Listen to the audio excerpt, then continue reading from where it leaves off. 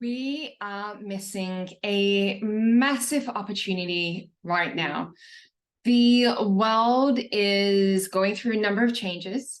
There are a number of things that are happening right now. And I always think at critical moments like this, particularly around moments with the economy, is where you have two groups of people. You have a group of people that will create incredible change in their life because of that pressure in that environment. And then you have people that crumble from that pressure and that stress environment. And absolutely acknowledge and understand that there are a lot of systemic issues and things that are contribute towards that as well. And we can't always, well, I know firsthand that we can't change the system, and the system does impact us as well. And I choose to be in the other camp. So, the one thing that I have studied and learned from the financial crisis, economic crisis, I don't know, whatever you call it, from 2007 and 2008, was that individuals that lost their job, that their businesses folded, like people that have now sold their business for like huge sums of money, were people that started their businesses back then.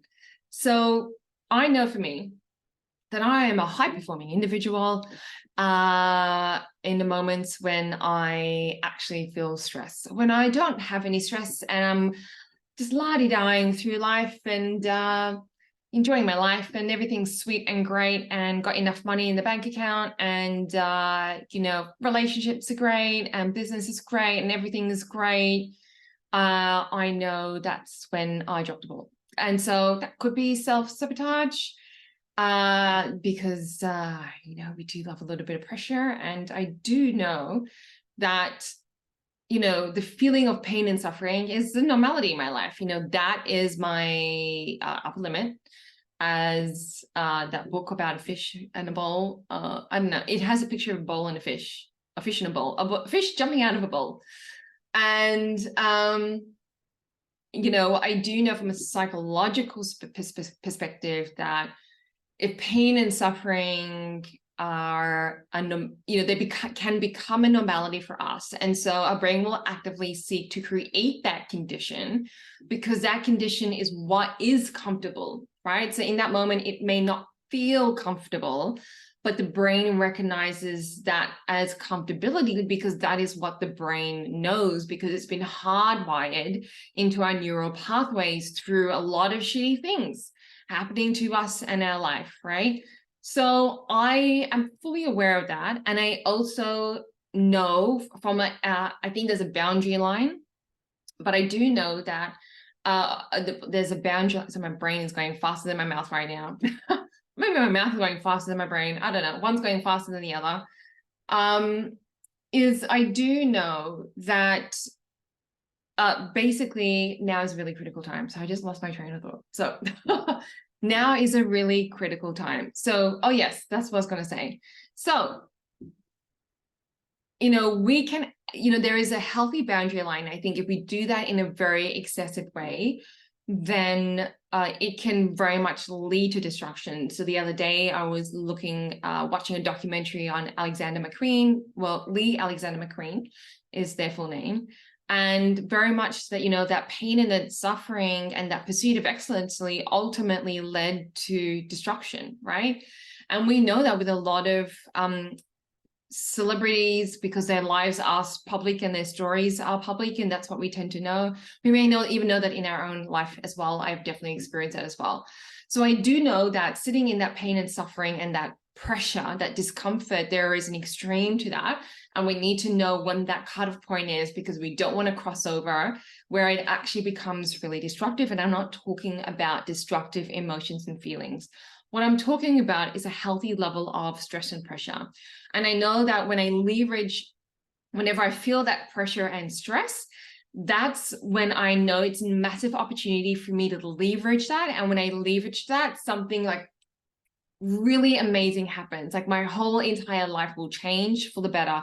Something that is so much more better, 100 times more better, financially, non-financially, maybe it's a big dream, will happen, rather than the state and the thing that I was experiencing previously, where if there wasn't that healthy amount of stress and pressure, all that, healthy degree of shitty situation, a shitty situation that I have turned into an opportunity where I've leveraged the pain, the discomfort, the stress, the emotion to be a high-performing individual. If I didn't leverage that, my life would stay the same. I would not have enjoyed that. I probably would have ended up going backwards, actually, and heading more towards destruction. So I know, you might have heard quotes around, diamonds, that, because of the pressure, we now a diamond has been formed, and how beautiful and amazing and like totally like cool and like valuable it is because of that. So Alex Hormozi, who I've been totally obsessed with, said something the other day in a podcast. I don't know if they're like being interviewed by someone who was their own podcast, but they said, what we have is a lot of practical problems and we turn it into emotional problems.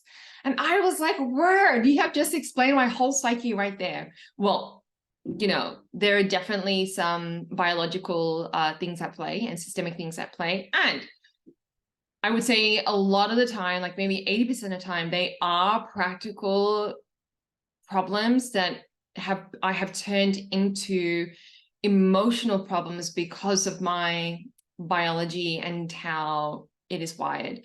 So when I feel that emotion, like yesterday, I felt that emotion, I was like so cranky pants and was mentally like not in a great place. My brain was just going around and around and around and around, that I literally had a physical migraine by about 4 p.m. I just had to call it quits. Like I did hardly any work and I had to call it quits. And then I basically cooked vegan palak paneer. Vegan though, so I'm not vegan, but we try and eat as much vegan food and vegetarian food as possible. And what do they call? They call it flexitarian. But I would say 80% of the time I'm more vegan vegetarian than I am meat. It's getting less and less. But anyway, that was a side note. I digest. What I do know is that, this is a moment in time that we can absolutely, sit in pain and suffering, or we can leverage that discomfort and turn it into such an incredible opportunity. So my challenge to you is, what has become an emotional problem that is really a practical problem? So if your problem is about money and you need more money in your life, then how can you create that money? Now, I was watching a YouTube video and, I haven't seen the profit and loss financial statement. So, I mean, who knows? And that said, just from their energy and their voice and what they were sharing, and what they knew, energetically, I felt like they were telling the truth. And these were two young kids. One, when they started their Snapchat channels, they were 12 and I think 15 or 16. And now, I think a couple of years later, like 3, 4, 5 years later, they're pulling in about $500,000 every single month. Now, I don't know what their net profit is. So after expenses, because they've got a team now of 20 people, what their net expenses are. And I know that's a hell of a lot of money that has been found through ad revenue. So these are social media, Snapchat channels. They call them faceless. So it's content-based. It's not, someone doing this and you forming a relationship with that individual. It's purely just, content that's around celebrity, sports, entertainment, and so forth. All the things in life that lights up the drama part in our brain, basically. A love of drama. So they capitalize on that and they're making a mint load of money. And so the thing that I realized is, yes, the economy is where it is, and there is plenty of money to be made. And so the question is, how are you going to make that money? And where are you going to find that money? That said, like Alex Hormozi says all the time, this is a game that is about time. So if we do not allow time to pass, like obviously it is an effort gain, it is a quantity game as well. I mean, some productivity police people will, get really upset about that. And I also know that it is, consistent action compounds over time. And I do believe that we do need to put substantial effort, but I don't quantify that in terms of time. I quantify that in terms of energy. And I know that if I do maintain that, that energetic, like real effort into something rather than like, yeah, whatever, I just go do this, then it will substantially contribute towards creating better results in the long term. Now, I know this to be true in terms of allowing time and putting substantial efforts, because Culture Kings, okay, I started my online clothing store. I was thinking about it in 2003. It took me 2 years to decide, because I started to see all these businesses start folding around then. And then it took me 2 years to actually launch the company. So I started off with an online clothing store. Now, Culture Kings, I think from what I've read, I could be wrong, they started their business, streetwear clothing, in, I think, 2007. I started earlier than them, right? And I had a leg up. I had actually studied business. I'd studied fashion business. I was self-taught a lot. I'd read a lot of books around fashion business, you know, the business of fashion and running a business. I was absolutely obsessed with business. I believe, all due respect to Simon and his partner and the team, I believe at that point in time, I had a lot more knowledge and experience also in business and starting a business, and a lot of knowledge. Now, the difference is he went out and did the thing. He did market after market after market after market. I did one market and was so, you know, turned a practical problem into an emotional problem of like, it's not working. I didn't sell anything. The other stalls were selling stuff because it was a streetwear clothing, you know, market. And the other stalls were selling stuff and no one bought my stuff. And my, you know, my product was really good. And I had an eye, like I would say even till today, like the stuff that I had in stock was so much more, like 100 times better quality, so distinctive in style, and authentic streetwear culture, you know, and authentic like hip hop, you know, streetwear fashion as well. Okay. It had the color, it had the beads, it had the sequins, like it had attention to detail, and it was like high quality stuff. So I had better products. I had better expertise in business, and I started in a different way. I started with the online clothing store back in 2005. Now, ultimately, I let all the practical problems in terms of selling become an emotional problem. I don't know anything. I'm a bad person. And there was also a lot of trauma that happened to me around that time. And so I hit pause on that. Now I hit pause. Simon and his beautiful wife kept going, and they sold their business for $600 million. There are many examples in my life where I have done things for like a couple of times and I've hit pause and I haven't kept going. Other people have kept going. So for example, I started the YouTube channel and really focusing on that in 2016.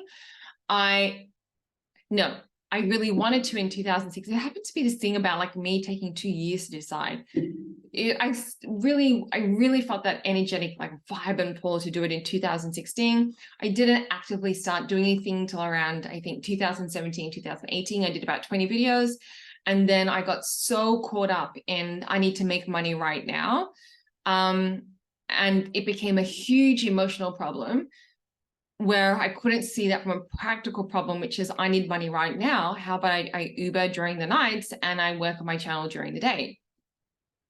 Like you can make really good money on Uber, right? And I looked at Uber. I remember researching Uber and I was like, oh, $23 an hour. Like, and like practicality, earning $23 an hour is a hell of a lot better than earning $0. And my brain wouldn't have been split by working for someone and all that energy drained, you know, and I would have committed to that. Because people that have started their channel, and this is not true for everyone, but I have seen a lot of people that started their channel in 2016 that have been consistent, like consistently uploading. And you can see, because I'm a psychoanalyst, and I will see like over the years, they've pivoted, tried this, you know, gone with this manifestation and then gone personal transformation and then, you know, making money. And like they've changed like their messaging and pivoting. And then all of a sudden, message meets opportunity, people call it luck, something happens and boom, their channel has exploded. And these are people that have like 500,000 to like 800 million followers, right? And are massively monetizing that. I, on the other hand, did 20 videos and then stopped. Okay. And now we're restarting again. So consistency of effort and quantity of effort is important. And we can't have quantity without the quality as well. So Alex Hormozi talks about, because I'm like, is it just quantity, like just doing the reps? Because he keeps talking about doing the reps, keep lifting, keep lifting, keep lifting, keep lifting. And then I'm like, well, what about quality? And then he did say in a video, he gets constant feedback, he gets constant feedback and keeps improving. So yes, you can't have quantity without the quality. You need to be, as Tony Robbins says, constantly and never ending improvement. And I do believe that success does take massive amounts of energy, and it does take time as well. And you can put loads of energy and time and investment into making something happen and have time to enjoy your life and not be burnt out and not be exhausted and spend time with your loved ones and the people that you love and have a very full and enriching life. You can do that. And Alex Hormozi is a testament to that as well. Unlike, yes, I know, like, he's made his money and yes, he's continuing to work, but he has a very, does spend time with his partner, Layla. And from what I can see on the outside, I don't know, I'm not intimately friends with them. And, obviously, clearly looking at his body, he spends a lot of time working out too. So, optimizing your effort is absolutely important. And, the thing that I've learned in my own life is that consistency over long periods of time is absolutely what compounds, because will feel like an investment right now, and it will feel tiring, you will feel tired, and you will feel like you do want to give up, and you simply need to position yourself, your effort, to be ready for that opportunity when it comes, because there's an opportunity along a pathway, and if you give up, you're just basically turning around. If you keep going, then you're going to intersect with that opportunity and magic is going to happen. But you need to be positioned for that and on the path on that opportunity in order to receive that. And it does take effort. It does take an investment of time and energy, and it does take hard work. In order for your life to be easy in the long term, it's going to feel a bit hard right now. And in order for your life to feel easy right now, your life in the long term is going to be hard. You're going to have no money. You're going to have no freedom. You're going to have no intergenerational wealth. You're going to be unfulfilled, disengaged at work. You're going to feel grumpy. What kind of a quality of life is that? So if you really do want a quality life at this moment in time, it's going to feel a bit uncomfortable. It's going to feel hard and difficult, because what is, as Alex Hormozi says, the golden baby is the long term. So he's done those, those businesses. He's done the hard yards. Him and Leda have done that together. And now they're reaping the rewards of that. And they can, if they just wanted to retire, absolutely they could. And now they get to choose what kind of a life they want to live, what kind of a business they want to run, and how they want to run it. They have ultimate freedom in doing that. And so for me, that's what a life of ease actually looks like. It's not, and then for some people, a life of ease is just turning up to a 9-to-5 job, doing your task, leaving, getting your paycheck and living within that paycheck. And that's fine too. But if that is you, then this channel is not for you. So I'm all about growth. I'm all about, transformation. I'm all about, having more rich and deep and meaningful, I want to experience life. I want to fucking experience life. I want to experience everything life has to offer. And I absolutely love business, and I absolutely deserve to be financially wealthy and abundant. And I absolutely deserve financial freedom. And I'm going to go out there and I'm going to make it happen. So if that's you, stay on this channel. Okay. That's it. That's all I wanted to share today. Hope that helps and serves you. Take out the rest that you think is really shitty, and give this video a like if you agree. So my encouragement for you is to commit and to play the 10-year game. Even if you don't see the financial rewards and the results 1 year, 3 years, 5 years, 7 years down the track, commit to the 10-year game. And I guarantee you it will bear fruits, because this is a game of time, and consistent actions compound over time. So yeah, yay, have a beautiful rest of the day and evening, or whatever time you're watching this, and see you next time.